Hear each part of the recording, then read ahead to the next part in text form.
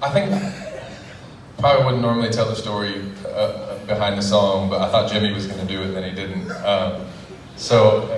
Just because it's interesting, I'll just kind of let you guys know what happened. Like Sean said, the word mercy wasn't thrown out as a song idea. The word mercy came up kind of accidentally, and it very quickly became, it was a very fast write.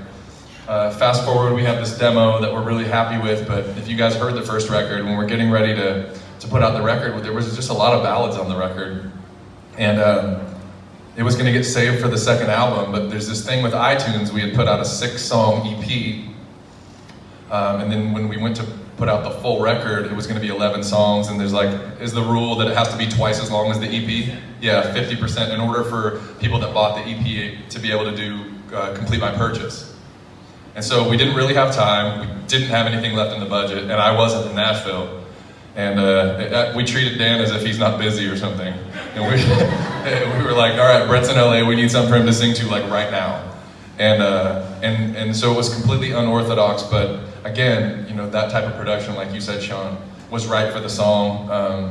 And it just didn't take much. I think the song was strong enough by itself that it didn't need much. And so Dan being able to identify that and do exactly what it needed is just what Dan does.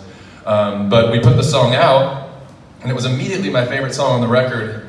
But you're going through the album cycle, and we're 3 singles in, and we're in the middle of our 3rd single, and we're out on this Caliville tour. And I would walk off stage with my first headlining tour before the encore, and the 2 songs I hadn't played yet were Mercy and Sleep Without You. So you think for sure if you're going to get some sort of reaction, people are going to chant for your #1 song that they haven't heard yet. And so we would go back, and we would expect to hear a chant for Sleep Without You, and every single night, and louder, the chant for Mercy would happen.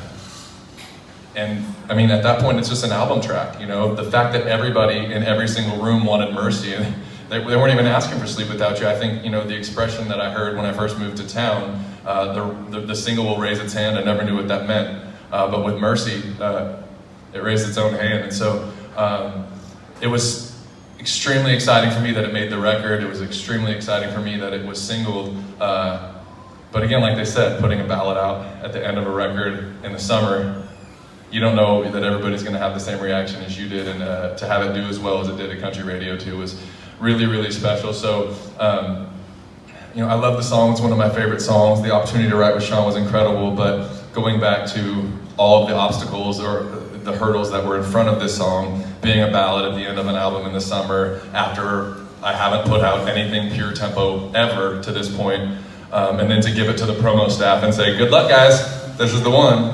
And for them to be as incredible at their job as they are, and you know, Mike and Laurel to continue to help me get amazing writes and pick amazing songs. Thank you guys so much.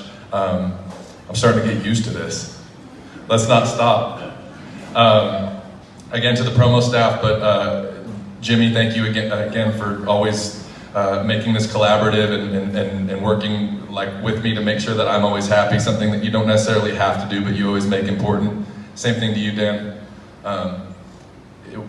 You would have every reason to and right to just be like, this is what I do, now let me get my hands on it and stay out of it. And instead, it's always about making me happy and making sure I have what I want. So I think the coolest thing in the last year and a half has been you know, getting to share this with Taylor as well, because she was in every bar and restaurant gig for the last 10 years, so she's been around for all of it. So to have this working and hitting and getting to share with her has been really special. So I love you guys.